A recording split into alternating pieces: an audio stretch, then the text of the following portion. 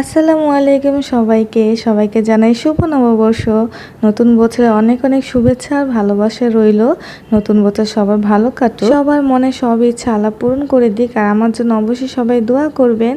তো আমি আজকে খুব সুন্দর একটা রেড কালার ড্রেস পরেছি, এটা আমার অনেক পছন্দের একটা ড্রেস। আর সাথে সাইফা মনির একটা বো ক্লিপ লাগিয়েছি। তো আমাকে কেমন লাগছে অবশ্যই কমেন্টস করবেন।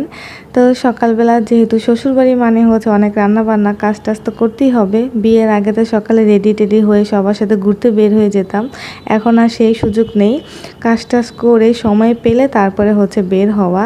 তো যাই হোক, এখন আর পয়লা বৈশাখে তেমন একটা বের হওয়া হয় না।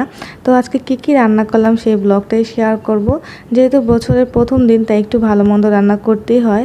তো আজকের পোলাওটা কিন্তু আমি রান্না করেছি। নর্মালি পোলাও মানে রিচ ফুডগুলো আমার শাশুড়ি রান্না করে থাকে, কিন্তু আজকে আমি রান্না করেছি। আমি মোটামুটি 1 কেজি পর্যন্ত ভালোই রান্না করতে পারি, তার বেশি হলে একটু ঝামেলা হয়ে যায়। তো মাশাআল্লাহ আজকের পোলাওটা অনেক সুন্দর ঝরঝরে হয়েছিল। আর পোলাওর সাথে গরুর মাংস।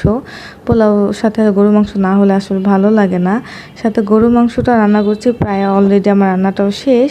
আর সাথে একটুখানি ডিম ভুনা করেছি দুপুরের জন্য, রাতে আবার অনেক কিছু করতে হবে। তার সাথে আমার পছন্দের চিকেন ফ্রাই করেছি। পোলাও বিরিয়ানি এগুলির সাথে একটু ফ্রাই না করলে আমার ভালোই লাগে না। আর এটা আমার অনেক পছন্দের একটা আইটেম। তো এই ছিল আমার আজকের মিনি ব্লগ। ভালো লাগলে অবশ্যই লাইক আর কমেন্টস করবেন। আর আপনারা কে কী রান্না করলেন শেয়ার করবেন আমার সাথে।